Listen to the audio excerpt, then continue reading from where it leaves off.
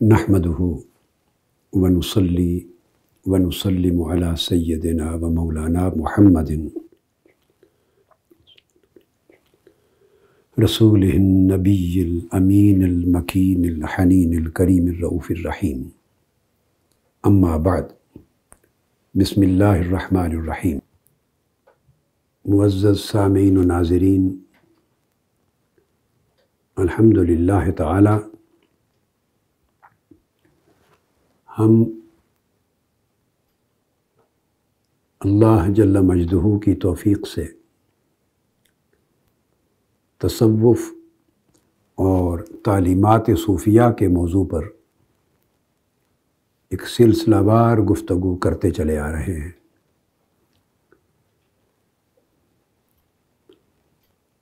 اور پچھلی چند نشستوں سے ہماری گفتگو اس موضوع کے اس تاریخی پہلو پر تھی کہ ویسٹرن رائٹرز یا اورینٹلسٹس، جنہیں عرف عام میں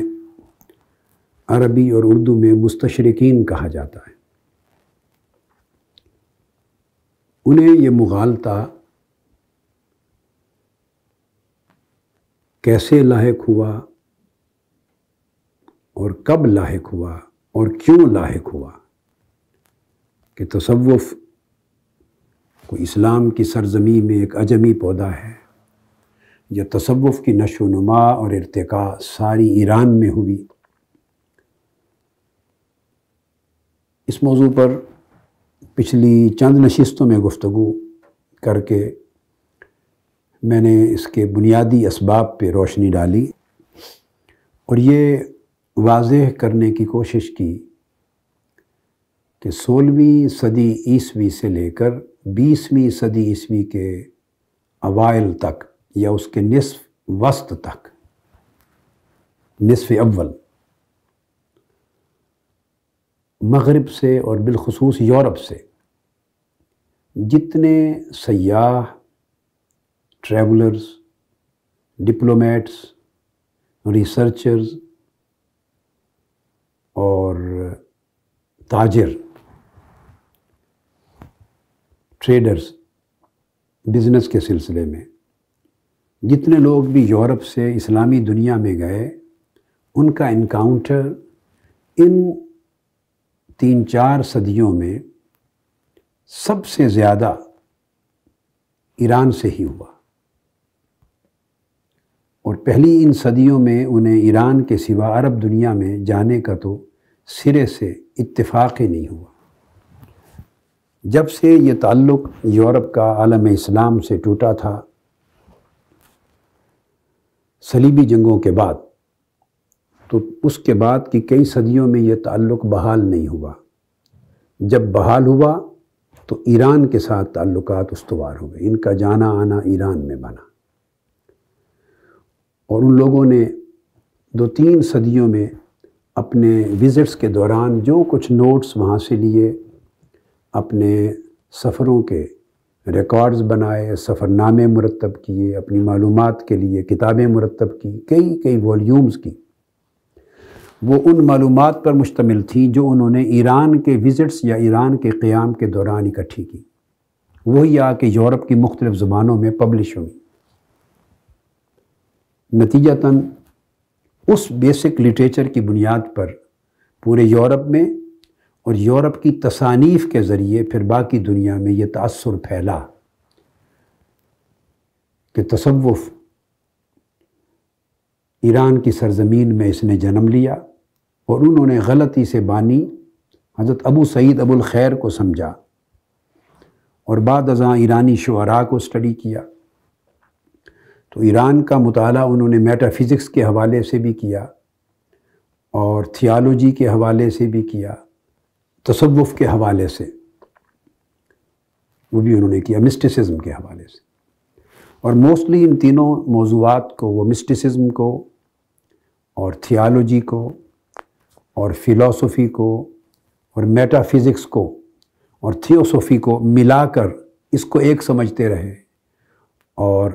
اس مکسچر کو چاروں جہتیں اس مکسچر کی یا چاروں ایلیمنٹس عناصر اس مکسچر کے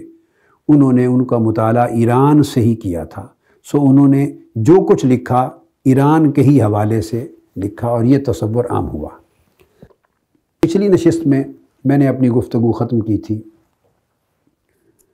اسی موضوع کو ایلیبوریٹ کرتے ہوئے جین شارڈین کی گفتگو پر، جو اوریجنلی فرینچ تھا اور جس نے بہت ذخیرہ مہیا کیا، اور ایک برٹش لیڈی شیل کے موضوع پر جو ایک برٹش ڈپلومیٹ کی وائف تھی اور تہران میں انہوں نے کافی عرصہ 4 سال کا عرصہ گزارا اور glimpses of life and manners in Persia کے نام سے کتاب مرتب کی، جو 1856 میں لنڈن میں جان مرے نے چھاپی. اس گفتگو کے اینڈ پر میں نے عرض کیا تھا کہ آج کی نشست سے ہم شروع کر رہے ہیں، اس تصوف کے لٹریچر کا تعارف کروا رہے ہیں، صوفی ٹیکسٹ جن کو بولتے ہیں، جو سب سے پہلے یورپ میں متعارف ہوئے. آج ہم یہ دیکھیں گے، اسی پورے مفروضے کو ہم دلائل سے، حقائق اور شواہد کے ساتھ اسٹیبلش کر رہے ہیں کہ یہ پورا مغالطہ تصوف کی تاریخ کے بارے میں جو کریٹ ہوا ہے اور ایران کے ساتھ تصوف کی تشکیل، اس کے اوریجن کو، اس کی ابتدا کو اور اس کی ڈیولپمنٹ اور ارتقاء کو ایران سے ہی جوڑ دیا گیا اور اس کے ساتھ دیگر عجمی اثرات کو داخل کر دیا گیا. اس کا ثبوت اس پہلو سے بھی ملتا ہے. ایک تو میں نے عرض کر دیا گوشہ وہ ٹریولرز کا، کہ ان کے سفر ناموں نے کتابی صورت اختیار کر کے یہ نقطہ نظر ڈیولپ کیا. اب اسی بات کی تائید میں ایک دوسری شہادت ملتی ہے، وہ یہ کہ یورپ میں اب ہم مطالعہ کرتے ہیں وہ کون سے صوفی ٹیکسٹ ہیں تصوف کے، وہ کون سے متون ہیں، ٹیکسٹ، بیسک ٹیکسٹ، کتب تصوف کی، جو یورپ میں سب سے پہلے چھپی ٹرانسلیٹ ہو کر مختلف یورپین لینگویجز میں. تو سب سے پہلے ان چھپنے والی کتابوں سے اندازہ ہوتا ہے کہ تصوف ایک تو متعارف ہوا ان یورپینز کے ذریعے جنہوں نے اپنے سفرنامے پرشیا کے، ایران کے لکھے اور تصوف کی تاریخ کے بارے میں ایک نقطہ نظر دیا. دوسری شہادت یہ کہ تصوف کی کتب ابتداءً سب سے پہلے جو یورپ میں چھپی ٹرانسلیٹ ہو کر، تو ان کتب ہی کے ذریعے یورپینز کو تصوف کے شناسائی ہوئی، اسلامی تصوف سے، اسلامی تصوف کی تاریخ سے، اسلامی تصوف کی تعلیمات سے، اسلامی تصوف کے تصورات سے. اس سے پہلے وہ اسلامی تصوف کے نام سے بھی شناسا نہ تھے. تو وہ ٹیکسٹ، تصوف کے وہ ٹیکسٹ جن کے ذریعے تصوف متعارف ہوتا ہے یورپ میں، اب ان کا جائزہ لے رہے ہیں. تو اس ضمن میں سب سے پہلا اور سب سے اہم نام سر ولیم جونز کا آتا ہے. ان کا زمانہ 1746 سے 1794 کا ہے، 1746 سے 1794. یہ 18ویں صدی عیسوی گویا وسط سے لے کر اپنے اینڈ تک پہنچ رہی ہے. سر ولیم جونز ایک بڑا نامور شخص ہے پرشین لینگویج کے حوالے سے اور پرشین مسٹیکل پوئٹری کے حوالے سے اور مسٹیکل ٹیکسٹس کی پبلیکیشنز کے حوالے سے یورپ میں. اس شخص نے، چونکہ ایک وقت میں یہ جج بھی تھا، یعنی ایک بڑی بلند معروف علمی سطح کا آدمی، یہ ڈپلومیٹ بھی رہا اور ایک بڑا نامور لنگوسٹ، ماہر لسانیات بھی تھا، پوئٹ بھی تھا، اور علمی اعتبار سے اورینٹلسٹس کی دنیا میں، مستشرقین کی دنیا میں یہ کمپیریٹیو ریلیجن پر اور کمپیریٹیو لٹریچر پر ایک فاؤنڈر اور ایک بانی شخصیت تصور کیا جاتا ہے. تقابل ادیان پر اور لٹریچر پر، لسانیات کے تقابل پر، تقابل السنہ پر. تو اتنی اعلیٰ بیک گراؤنڈ کے ساتھ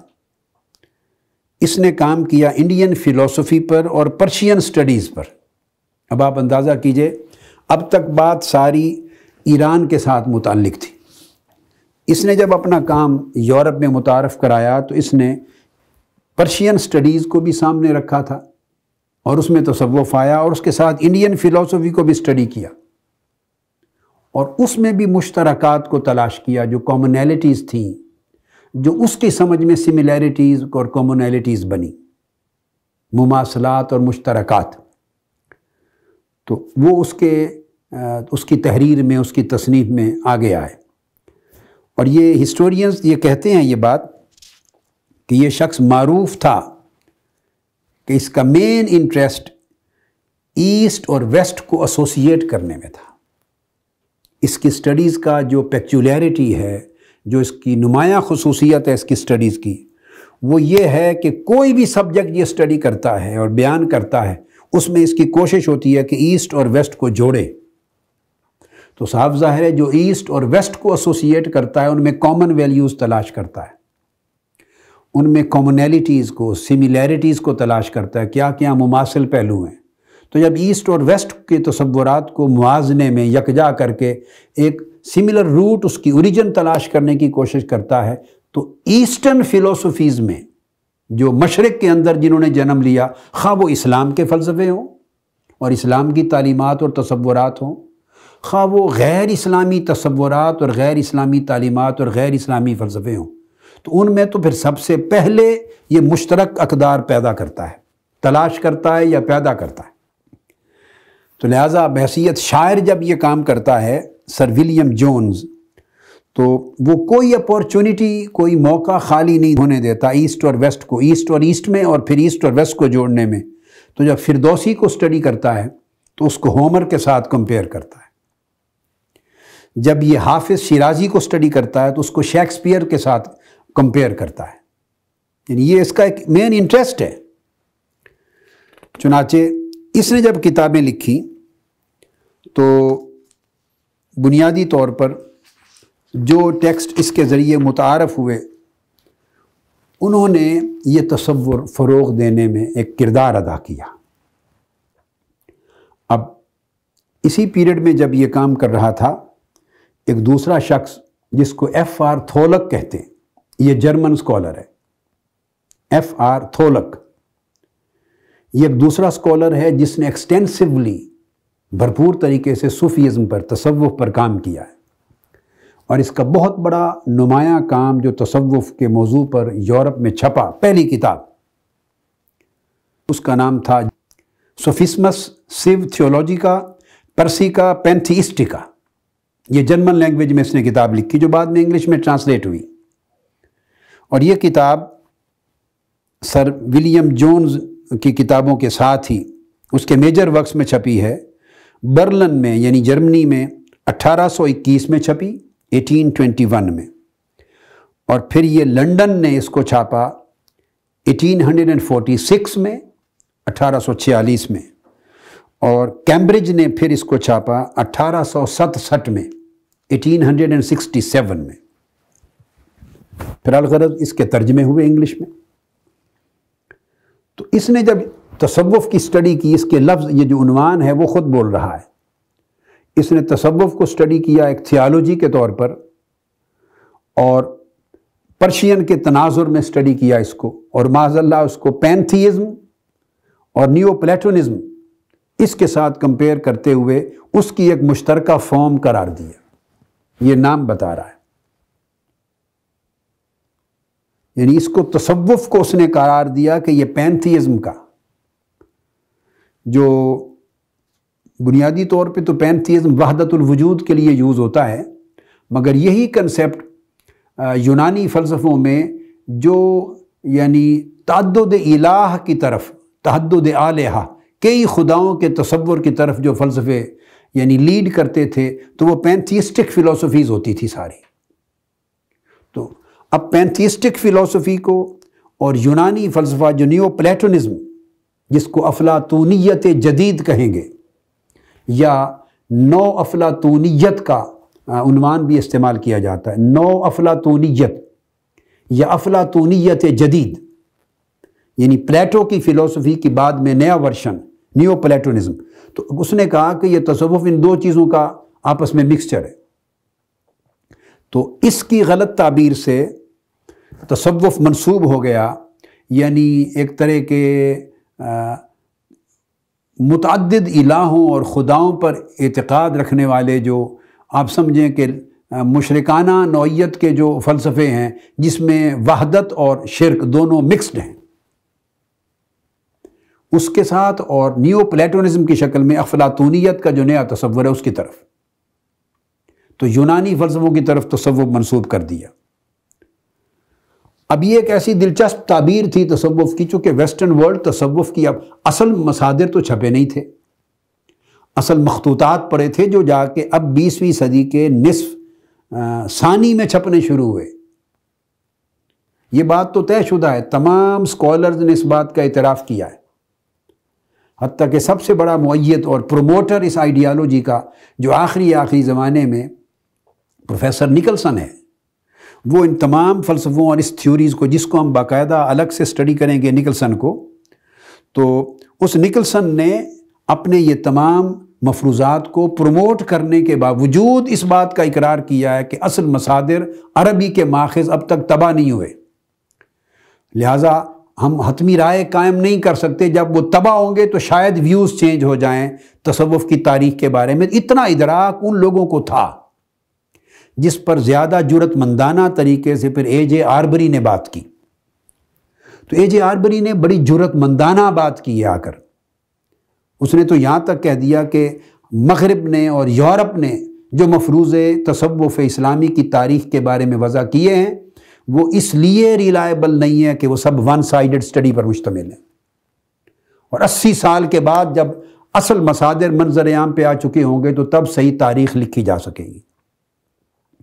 مگر اس سے پہلے لوگ، نکلسن اس کا استاذ ہے اے جے آربری کا، تو اس سے پہلے کے لوگوں کو بھی یہ ریئلائزیشن تھی، اس کا اندازہ تھا،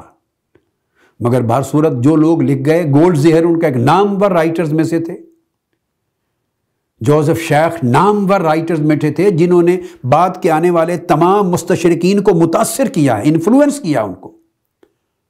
اور وہ ان کے فالوورز ہیں، انہوں نے یہ تصورات قائم کر دیے تھے۔ تو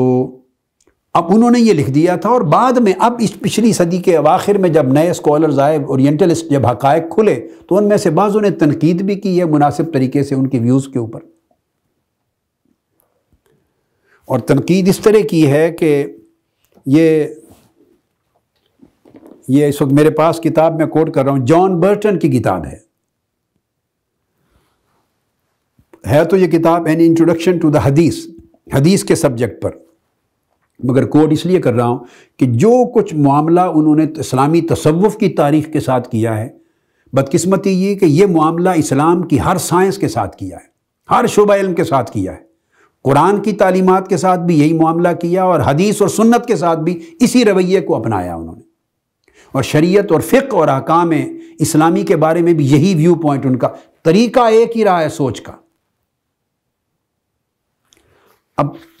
گولڈ زہر نے جو کچھ ویو پوائنٹ حدیث اور سنت کے بارے میں دیا وہی تصوف اور صوفیزم کے بارے میں بھی دیا۔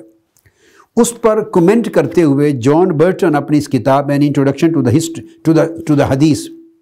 اس میں لکھتے ہیں، یہ ایڈنبرا یونیورسٹی کی پریس سے چھپی ہے یہ کتاب، اور میرے پاس جو نسخہ ہے جان برٹن کا وہ 1994 کا ہے، ایڈنبرا یونیورسٹی پریس کا۔ اس کے صفحہ، یعنی شروع میں انٹروڈکشن کے اندر صفحہ 22 پر وہ جوزف شیخٹ، اور جوزف شیخٹ ٹوٹلی فالوور ہے گولڈ زہر کا، وہ گولڈ زہر کی تھیوری کو پروموٹ کرتے اور فردر سبسٹینشیٹ کرتے ہیں، ویوز میں کوئی فرق نہیں ہے۔ تو دونوں پر تنقید کرتے ہوئے جان برٹن لکھتا ہے، وہ کرتا ہے کہ فردر شیخس ریفرنسز ٹو امید ایڈمنسٹریشن، یہ بات حدیث کے حوالے سے ہو رہی ہے مگر ویژن آپ کو معلوم ہو جائے گا کہ اپروچ کیا ہے، اور کس طرح بعد کے آنے والے مستشرقین نے ان کی گرفت کی ہے اور ان کی غلطی کو پکڑا ہے، خود مغربی محققین نے اپنے گزرے ہوئے لوگوں کی غلطی کو پکڑا ہے، کیونکہ انہوں نے کہا کہ حدیث بھی اسی طرح امید بنو امیہ کے دور میں وضع کی گئی، اور کچھ یہودیت سے لی، کچھ مسیحیت سے لی، کچھ بائبل سے لی، کچھ یونانی فلسفوں سے لی اور کچھ اس طرح رومن کیتھولک سے لی، کچھ انہوں نے ارد گرد کے لوکل کسٹم سے لی، اور کچھ بنو امیہ کی حکومت کے دور کی پالیسیوں سے لی، کچھ پیگن عرب سوسائٹی دور جاہلیت کے ان کے رسم و رواج سے، یہ سارا مواد و سبسٹنس لے کر اس کو مرتب کر کے فقہ اسلامی اور اسلامی احکام بنا دیے، اور پھر جسٹیفائی کرنے کے لیے کہ یہ سب کچھ رسول اکرم صلی اللہ علیہ وآلہ وسلم سے ملا ہے، معاذ اللہ سندیں اسناد گھڑے، چینز آف اتھارٹی گھڑ کے انہیں حضور علیہ السلام کے ساتھ جوڑ دیا اور ان کا نام حدیث اور سنت رکھ دیا۔ اتنا بڑا غلط، بے بنیاد اور جھوٹا مفروضہ انہوں نے ڈیولپ کیا ہے، اور اس سے ذہن خراب ہوئے ہیں ان لوگوں کے جو سارا مدار اپنے علم کا ان کی کتب پہ رکھتے ہیں اور اپنی اصل سورسز کا مطالعہ کیے بغیر رائے قائم کرتے ہیں۔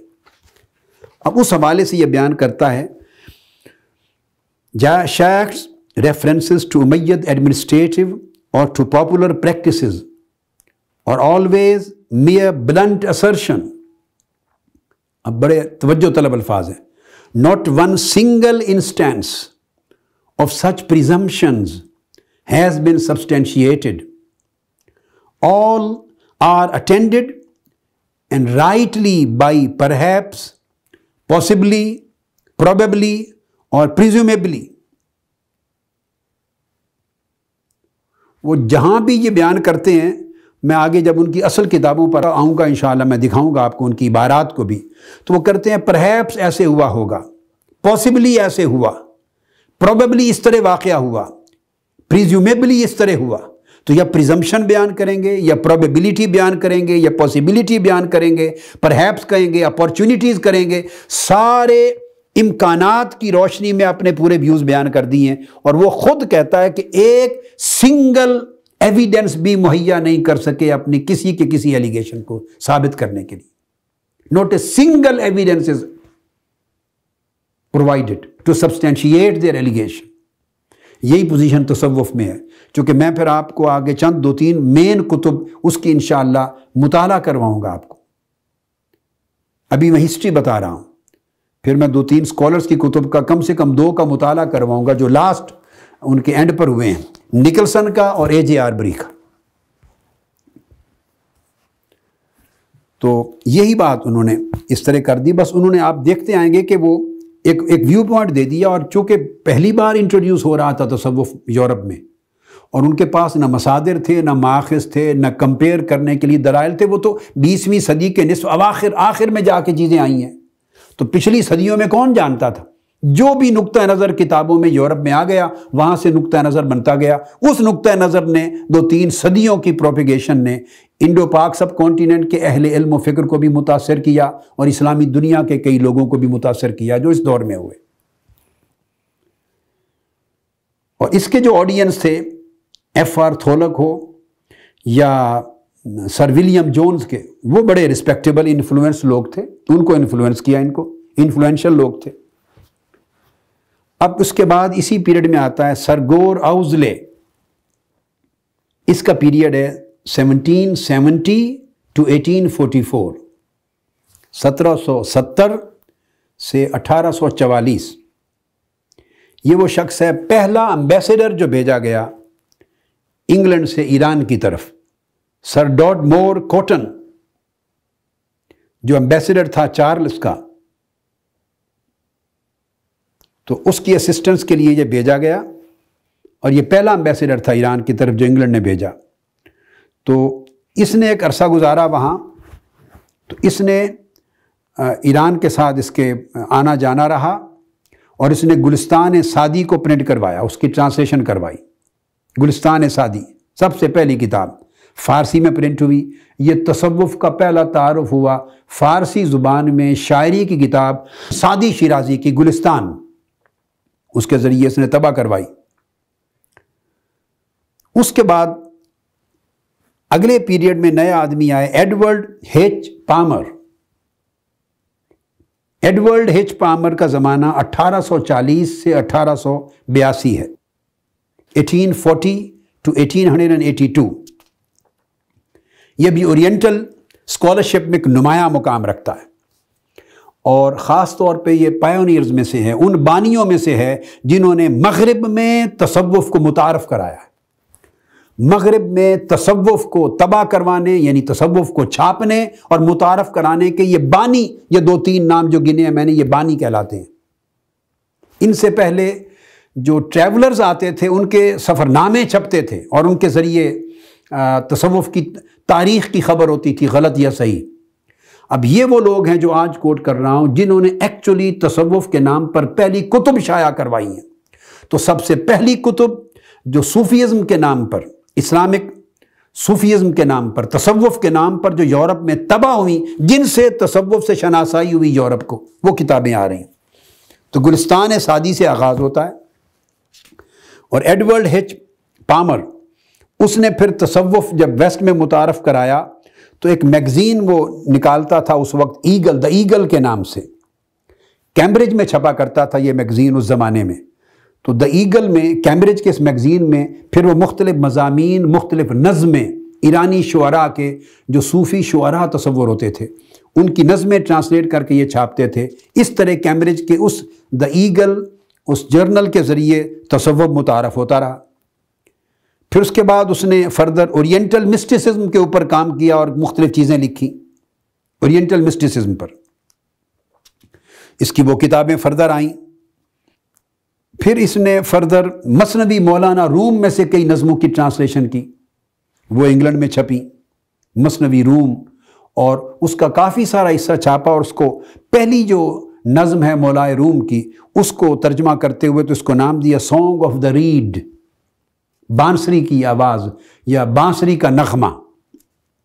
تو ان کو چھاپا اس نے سب سے پہلے۔ تو اس طرح پرشین پوئٹری کے ذریعے تصور پہلا۔ اب جب پوئٹری مولانا روم کی ہو یا شیخ سعدی شیرازی کی ہو تو ان میں وہ تمثیلات بیان کرتے ہیں، وہ براہ راست تعلیم نہیں دیتے قرآن اور حدیث کے حوالے سے، وہ تمثیلات کی زبان میں بیان کرتے ہیں، اور تمثیلات جو عالمی تمثیلات ہوتی تھی، خواہ ان کا اوریجن ہندوستان ہے، خواہ وہ چائنا ہے، وہ چائنا کی مثالیں بھی دی انہیں، کاشغر کی مثال دی ہے انہوں نے، آگے چل کے کسی مثالیں دیتے ہوئے کاشغر کی مثالیں دی ہیں، کبھی چائنا کے علاوہ وسطی ایشیا کی مثالیں دی ہیں، کبھی قدیم ہند کی مثالیں دی، تمثیلات بیان کرتے ہیں، واسٹ نالج رکھتے تھے۔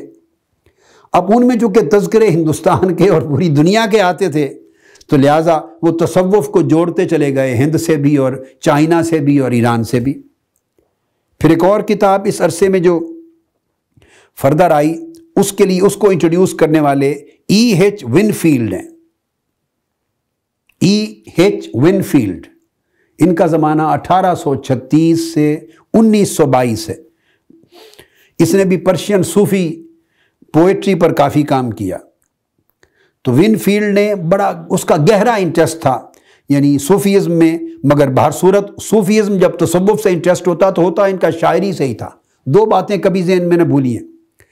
جتنا یورپین رائٹرز کا، اورینٹلسٹ کا، مستشرقین کا جتنا انٹرسٹ ایران کے ساتھ اور تصوف کے ساتھ ہوا ہے، وہ صرف دو پہلوؤں کے ساتھ، ایک بطور شاعری کے، پوئٹک لٹریچر کو سٹڈی کرتے تھے، اور ایک فلسافیکل لٹریچر کو، ایک فلسفے کے طور پر، اور ایک ان کا انٹرسٹنگ جو کہ یونان کے پرانی جو یورپی تاریخ مغرب کی یونان کے ساتھ بھی جو کہ دونوں طرف جاتی ہے، تو ہیلینسٹک جو سائنسز تھیں اور گریک فلسفی کے ساتھ جوڑتے ہوئے، تو اس میں چونکہ میٹا فزکس چلتی تھی، ما بعد الطبیعیات، تو پھر ایک ما بعد الطبیعیات کے ساتھ ان کا میٹا فزکس کے ساتھ انٹرسٹ رہتا تھا۔ تو پوری کنسنٹریشن ان کی 3 سبجیکٹس پہ ہوتی تھی، میٹا فزکس پر، فلسفی پر، اور زبان جس کے ذریعے وہ شناسا ہوتے ایران سے، وہ شاعری تھی، صرف ایرانی شاعری، صوفی شعراء کی۔ تو ان تینوں کا مکسچر یورپ میں متعارف ہوا ہے۔ تو ونفیلڈ نے جو کتاب متعارف کرائی تصوف کی، اس کا نام تھا گلشن راز۔ یہ بھی شاعری کی کتاب ہے جو محمود شبستری نے لکھی، گلشن راز، اور اس کا جو پورا نام تھا وہ تھا دا مسٹک روز گارڈن، گلاب کے پھولوں کا باغ، گلشن راز یہ کتاب کا نام تھا، اور اس کے رائٹر تھے سعد الدین محمود شبستری۔ تو فارسی زبان میں شاعری کی کتاب ہے۔ تو ونفیلڈ نے اس کو متعارف کرایا۔ اب آپ دیکھیے اب تک 3 کتابیں تصوف کے نام پر یورپ میں شائع ہو چکی، ایک شیخ سعدی کی گلستان، ایک مولانا روم کی فارسی کچھ مثنوی کچھ، اور ایک محمود شبستری کی مکمل گلشن راز، سب شاعری کی کتابیں پرنٹ ہو رہی ہیں اور فارسی کی۔ تو لا محالہ یورپ میں یہ تصور تو ڈیولپ ہوگا کہ تصوف کوئی ایسی چیز ہے مسلمانوں کی جو تھیوسوفی یا میٹافزکس یا فلسفی اور مسٹسزم یا صوفیزم اس کا مشترک ایک مضمون ہے، اور اس کی پیداوار ایران میں ہوئی ہے، چونکہ تعارف ہی سب ایرانی کتابوں سے ہو رہا ہے، فارسی زبان کی کتابوں کے ساتھ ہو رہا ہے۔ اسی عرصہ میں ایک اور رائٹر، ایک مستشرق آئے، ان کا نام ہے رابرٹ وان۔ اب رابرٹ وان، اس کا پیریڈ جو ہے، جو کتابیں ان کی چھپی وہ 1856 میں یہ پہلی بار ان کی کتاب چھپ کے آئی ہے، آورز ود دا مسٹکس اس کا نام تھا، آورز ود دا مسٹکس یہ نام رکھا، اور پہلی بار 1856 میں 1856 میں چھپی، اور 1895 یعنی 1895 تک یہ 7 مرتبہ اس کے ایڈیشن چھپ چکے تھے، 7 ایڈیشن، اتنی پاپولر ہوئی آورز ود دا مسٹکس۔ اب یہ ساری کتاب 2 رائٹرز کی تعلیمات اور ان کی تصانیف پر بیس کرتی تھی جو ان سے پہلے گزرے تھے، ایک تھولک سر ولیم جونز اور دوسری سر جون میلکوم، 3 آدمیوں کے یعنی کتابوں پر، ان کی تصنیفات پر کل ان کا کام بیس کرتا تھا جو کتاب آورز ود دا مسٹک چھپی۔ ایک تو جو جرمن رائٹر جس کا میں ذکر کر چکا ہوں، ایف آر تھولک، اب ایف آر تھولک، دوسرا سر ولیم جونز، تیسرا سر جون میلکم، یہ 3 رائٹرز جو پہلے جو کچھ لکھ چکے تھے، بیان کر چکے تھے، ان کے کام پر بیس کر کے اس نے آورز ود دا مسٹکس چھاپی، رابرٹ وان نے۔ یہ کتابیں ہیں کل جو تصوف کی 18ویں صدی عیسوی کے بعد 19ویں جب صدی شروع ہوتی ہے تو جو پرنٹ ہوئی اور تصوف میں متعارف ہوئی 1895 تک۔ اس کے بعد نیکسٹ پھر آتے ہیں ایک اور جرمن اورینٹلسٹ، ایڈم اولیریس۔ ایڈم اولیریس ایک اور جرمن رائٹر ہے،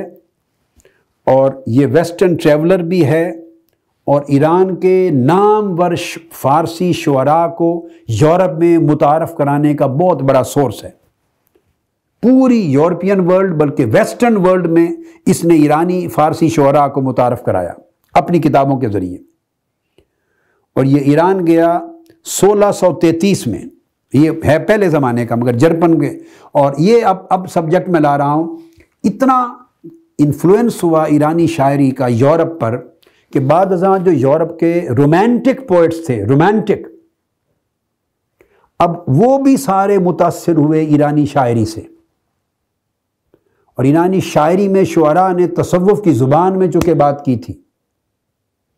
لہٰذا وہ تصوف کی شاعری جو تھی ایران کی، اس نے پورے یورپ کی بلکہ امریکہ تک، یورپ، برٹن، برطانیہ اور امریکہ تک اس زمانے کے پچھلی 2 صدیوں کے زمانے کے شعراء کو متاثر کیا، اور ان کی رومانٹک پوئٹری بھی ان کے انفلوئنس میں تیار ہوئی ان 2 صدیوں میں۔ اس لیے میں پیچھے چلا گیا ہوں، تو اس نے 1633 عیسوی میں ایران وزٹ کیا سیکریٹری کے طور پر، جو ایمبیسڈر تھا فریڈرک سوئم، اس کے سیکریٹری کے طور پر ان کے ساتھ یہ ایران گیا، اور وہاں اس نے وقت گزارا کافی، اور اس قیام کے دوران اس جرمن رائٹر نے سعدی کی گلستان کو دوبارہ لے آیا، اس کی ٹرانسلیشن کروائی۔ سب سے پہلی جو ٹرانسلیشن ہوئی ہے سعدی کی گلستان کی وہ 1654 عیسوی میں، اور 1660 میں شیخ سعدی کی گلستان چھپی ہے، 1654 and 1660 شیخ سعدی کی گلستان چھپی ہے، برطانیہ میں بعد میں چھپی، انگلینڈ میں جا کر، وہ آپ دیکھ چکے ہیں، وہ 19ویں صدی میں چھپی ہے، تو یہ 2 صدیاں قبل یہ چھپ چکی ہے جرمنی کی لینگویج میں، جرمن میں ٹرانسلیٹ ہو کر، اور پھر اس کے ساتھ اس نے اپنی جو تعلیقات لکھی ہیں اور شروع لکھی ہیں اور نوٹس لکھے ہیں نوٹس، ان میں فردوسی کی شاعری کو بھی لیا، انٹروڈیوس کرایا اس نے سعدی کو انٹروڈیوس کروایا ہے اس جرمن رائٹر نے، اس نے حافظ شیرازی کو انٹروڈیوس کرایا اور اس نے نظامی کو انٹروڈیوس کروایا۔ اور اس کی کتابیں جو ایڈم اولیریس کی چھپی، the voyages and travels of the ambassador sent by Frederick duke of Holstein, یہ کتابیں اس کی چھپی ہیں۔ تو یہ 1662 میں چھپی ہیں یہ کتابیں۔ پھر اس کے بعد 1858 میں 2 نامور کتابیں چھپی ہیں 1858 میں، جن کو تاریخ میں بڑی مقبولیت ملی اور شہرت ملی اسی ایک سال میں۔ انگلینڈ میں ایک کتاب ڈارون کی چھپی جو اوریجن آف اسپیسیز پر، جس سے یہ ڈارون کا پورا نظریہ ارتقاء ڈیولپ ہوا انسانی حوالے سے۔ اوریجن آف اسپیسیز ڈارون کی 1858 میں 1858 میں چھپی انگلینڈ میں۔ اور اسی سال انگلینڈ میں دوسری کتاب جس کو بڑی شہرت اور قبولیت ملی اسی سال، وہ چھپی ہے یہ ایڈورڈ فٹز جیرالڈ کی۔ یہ ٹرانسلیٹ کی تھی اس نے، ایڈورڈ فٹز جیرالڈ نے جرمن سے ٹرانسلیٹ کی تھی، اور پھر وہ پرشین سے ٹرانسلیٹ ہوئی تھی جرمن میں، اور جرمن سے انگلش میں ٹرانسلیٹ ہوئی۔ اور اس کے اندر کام تھا رباعیات، عمر خیام کی رباعیات پر کام تھا سارا۔ عمر خیام آپ کو معلوم ہے بڑے معروف ایرانی شاعر ہیں، ان کی رباعیات ہیں، رومانٹک پوئٹ ہیں۔ اب مگر یہ رومانٹک پوئٹری ساری کئی شعراء تصوف میں کوٹ کرتے ہیں۔ آج بھی جو محافل سما ہوتی ہیں تو ان میں جو کلام پڑھے جاتے ہیں، خواہ وہ عمر خیام کے پڑھے جاتے ہیں، سعدی کے پڑھے جاتے ہیں، شیرازی کے پڑھے جاتے ہیں، جام زندہ پیل کے پڑھے جاتے ہیں، اور حضرت امیر خسرو کے پڑھے جاتے ہیں، یہ فارسی شعراء کے کلام بے حساب پڑھے جاتے ہیں، کلام جو زبان کو سمجھتے ہیں اہل علم۔ تو شاعری تو استعمال ہوتی ہے، یہ مجازی معنی میں سارے استعمال ہوتی ہے۔ اسی طرح ہمارے ہاں جو پڑھے جاتے ہیں، بلے شاہ صاحب کا کلام پڑھا جاتا ہے، اور خواجہ غلام فرید صاحب کا کلام پڑھا جاتا ہے، موسٹلی بلے شاہ صاحب کا کلام پڑھا جاتا ہے، اور بے شمار شعراء کے شاعرانہ کلام پڑھے جاتے ہیں۔ تو عمر خیام کی رباعیات چھپی ہیں، اس کو بڑی شہرت ملی۔ تو یہ گویا ایک سیمپل کے طور پہ، تصوف کے ایک نمایاں سورسز کے طور پہ یہ ساری کتابیں متعارف ہوئیں، اور آپ نے دیکھا کہ ان میں سے ایک کتاب بھی ایگزیکٹلی تصوف کے موضوع پر نہیں ہے، یہ سب ایرانی شاعری ہیں، شعراء کی کتابیں ہیں، سوائے شیخ سعدی کے اور مولانا روم کی مثنوی کے، کہ مجموعی طور پر موضوع اس کا تصوف ہے، مگر وہ تصوف کو ڈائریکٹ نہیں لے رہے، اس میں ہزارہا موضوعات کو ساتھ لے آتے ہیں۔ اس میں فلسفہ بھی ڈسکس ہو رہا ہے، اور اس میں کمپیریٹیو سٹڈیز بھی ڈسکس ہو رہی ہیں، اس میں تربیت کے پہلو بھی ڈسکس ہو رہے ہیں، میٹا فزکس بھی ڈسکس ہو رہی ہے، مجاز بھی، اور اس میں تو اس کو بطور تصوف کے ٹیکسٹ بک کے جس سے تصوف کی تعلیمات لی جائیں وہ نہیں ہے۔ تو پھر عمر خیام کی جو رباعیات آ گئیں، اور اس طرح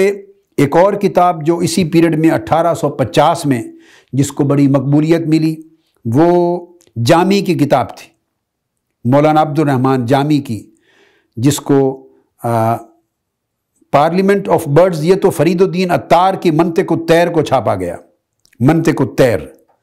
اور امام حضرت عبد الرحمن جامی کا کلام بھی چھاپا گیا فارسی سے انگلش میں ٹرانسلیٹ کر کے، اور فرید الدین عطار کا منطق الطیر اس کو بھی چھاپا گیا، پارلیمنٹ آف برڈز اس کو نام دیا گیا۔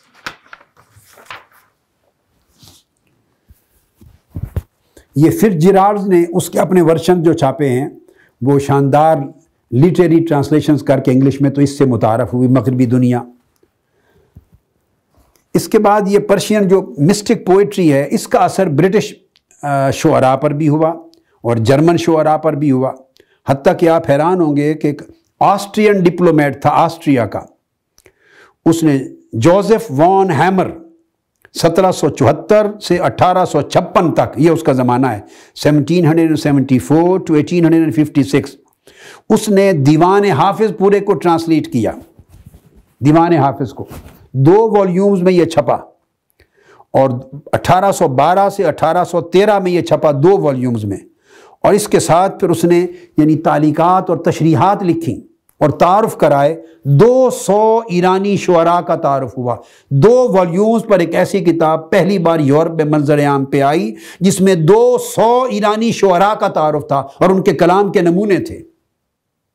اور وہ سارے تصوف کی زبان میں بھی کلام کرتے تھے. 200 ایرانی شعراء، صوفی شعراء، وہ متعارف ہوئے ہیں. پھر اس کے بعد برٹش اور امریکن رائٹرز پھر ان سے آگے متعارف ہوئے ہیں. سیمول ان سے متعارف ہوا ہے، ٹیلر، کولڈرج متعارف ہوا ہے، ریلف والڈو ایمرسن متعارف ہوا ہے. یہ سارے کے سارے، ہیمر پرگسٹال اس سے بہت بڑا مداح وہ متعارف ہوا ہے، وہ حضرت رومی کا بڑا مداح تھا. پھر دیوان شمس تبریز چھاپا گیا ہے، دیوان شمس تبریز مولانا رومی کی مثنوی کے ساتھ، تو شمس تبریز کا دیوان متعارف ہوا. تو آپ نے دیکھا کہ اب تک 2 صدیوں میں 3 صدیوں میں یورپ میں ایک کتاب بھی تصوف کا متن، ٹیکسٹ جو تصوف کی اصل تعلیمات پر مشتمل و متعارف نہیں ہوئی، چونکہ وہ چھپے نہیں تھے. جو کچھ چھپا تصوف کے نام پر یورپ میں، انگلینڈ میں، جرمن میں، جس بھی ملک میں، وہ سارے کے سارے ایرانی شعراء کے کلام تھے. پھر انہی کے کاموں کے نتیجے میں ہیگل متعارف اور متاثر ہوا ہے مولانا روم سے. ہیگل معروف فلاسفر، اور وہ متاثر ہوا ہے بے پناہ. اور اس نے پھر غلطی سے ہیگل نے جو کچھ سمجھا، مولانا روم کو ایک پرفیکٹ ماڈل سمجھا پینتھیسٹک تھاٹ کا، پرفیکٹ ماڈل سمجھ کے اپنی فلاسفی میں اس کو ریفر کیا ہے ہیگل نے. اور اس سے دیگر ہیگل سے پھر یورپین فلاسفرز میں لیا یہ تصور. ہسٹورینز جو تھے آگے مورخ مذہب کے، انہوں نے پھر لیا. تو جرمن شاعر جو گوئٹے ہے پھر اس نے اس سے لیا ہے، وہ متاثر ہوئے ہیں. حتیٰ کہ انگلش رومانٹک پوئٹری براہ راست اس سے متاثر ہوئی ہے بہت زیادہ اس کلام سے. پھر اس کے الفریڈ لارڈ ٹینیسن، یہ نامور انگلش رومانٹک پوئٹ ہے، اس نے دیوان حافظ کا ترجمہ کیا ہے اور انگلینڈ میں متعارف کرایا ہے. اور جگہ جگہ اس کی نظموں کے ساتھ اس کی تشریحات لکھی ہیں اور کوٹ کی ہیں اس کی نظم میں. اور حافظ شیرازی کی نظموں کے تحت عنوان بنائے ہیں اپنی پوئمز کے لارڈ ٹینیسن نے. اور ان میں سے اس نے جو ایگزائل آف بصرہ لکھا ہے لارڈ ٹینیسن نے، وہ دیوان حافظ سے لے کے لکھا ہے. ایکسپیڈیشن آف نادر شاہ دیوان حافظ سے لے کے لکھا ہے. بیبیلون دیوان حافظ سے، یہ اس کی نظموں کے عنوانات ہیں. یہ جو برٹش شاعر ہے رومانٹک شاعر نامور لارڈ ٹینیسن،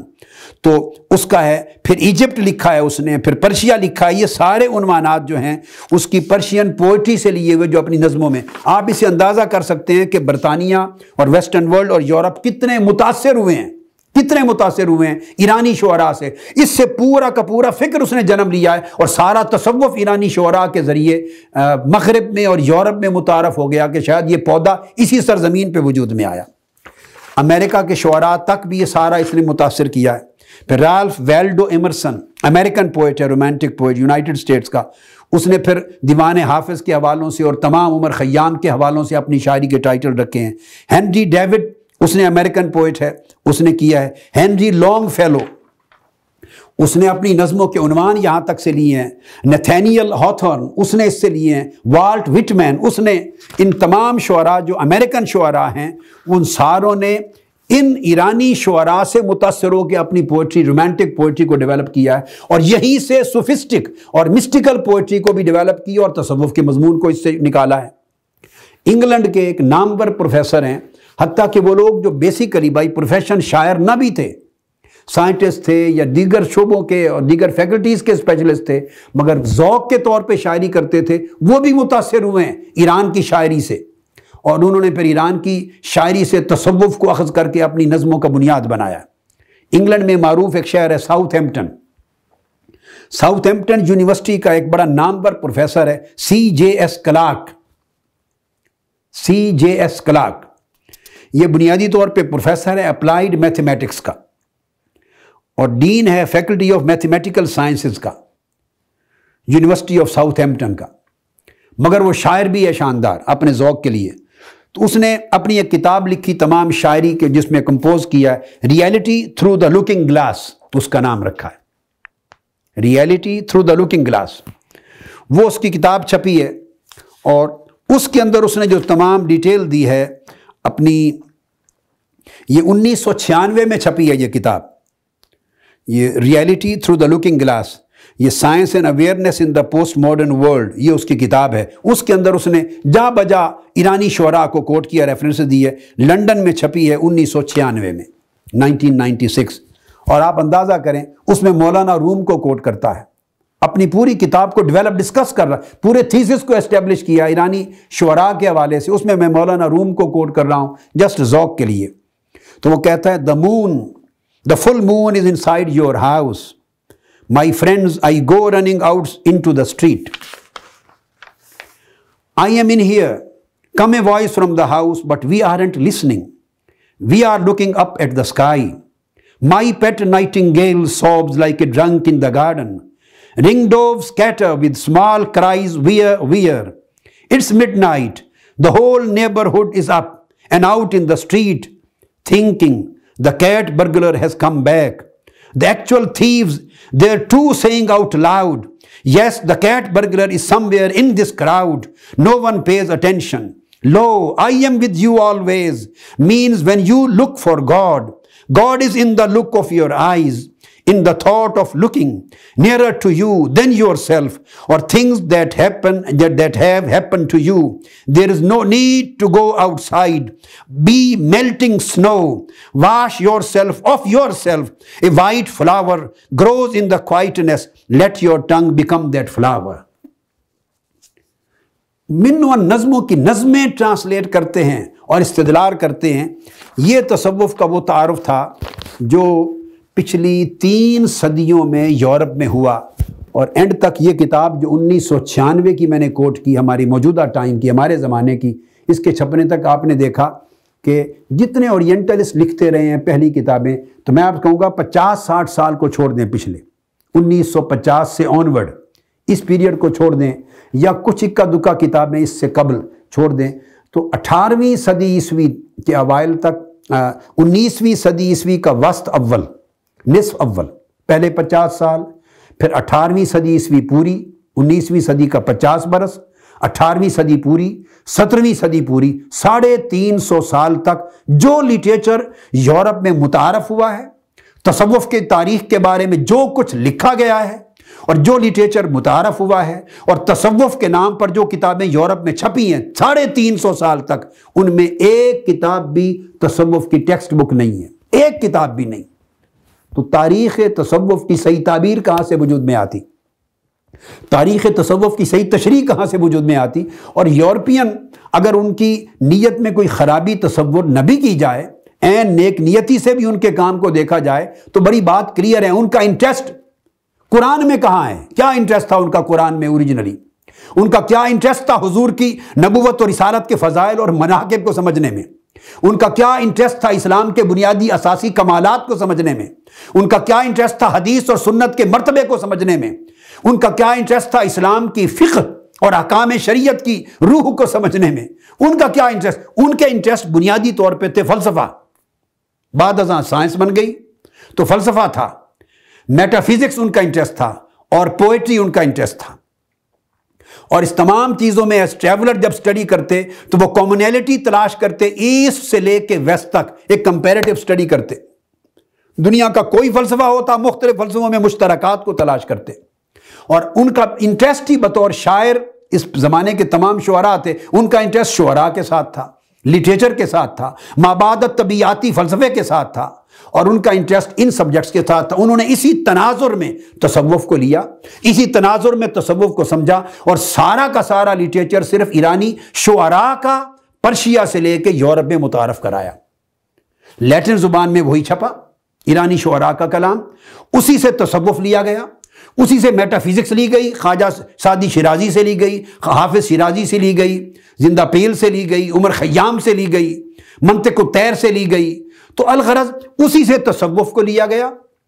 موسٹلی، اور اسی سے ہی تمام تصورات اثر کے اسی بنیاد پر انہوں نے اس کی تاریخ کو ڈیولپ کیا۔ یہ کام چونکہ 3-4 صدیوں میں تسلسل سے ہوا، اور اتنی کثرت سے ہوا، اور اتنا پھیلا ہوا ہے یورپ کی ساری زبانوں میں، اور ان کے ٹرانسلیشن ہوئے ہیں برطانیہ میں، تو نتیجتاً، اور پھر آپ کو معلوم ہے کہ یہی وہ زمانہ ہے جب برطانوی راج پھیلتا چلا گیا اسلامی دنیا پر۔